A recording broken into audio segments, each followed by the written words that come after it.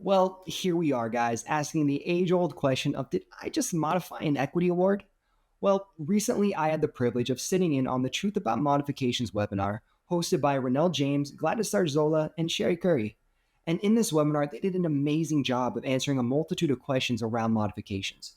And one of the questions they just so happened to answer was, how do you know you modified an equity award? Well, in today's video, that's the question I'm about to be answering. So before we begin, let's actually talk about why it's important to know whether or not you actually modified an award. Well, first off, there is the accounting impact. There could be a reevaluation of the award, and there could be an impact on expense recognition, which will vary depending on the nature of the modification. Now, aside from the accounting impact, there's also going to be reporting implications.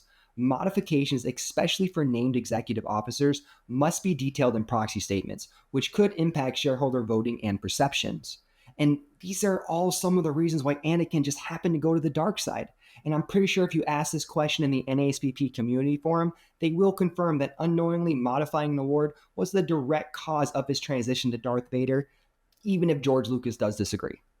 So, before actually giving you guys the answer here, one last thing to discuss is that there are different types of modifications, which was briefly referenced in the previous slide.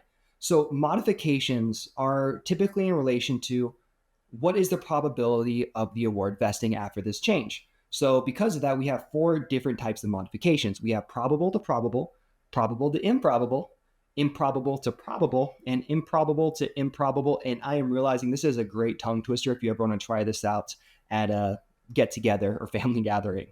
So now that I've talked about the types of modifications, it's time to give you guys the answer. So how do you know if you modified an award? Well, did you change any of the below? Did the fair value of the award change? Did the vesting conditions change? Is it now award that's being settled in equity, now being settled in cash, or vice versa? All of these things are great indicators to know whether or not you modified an award.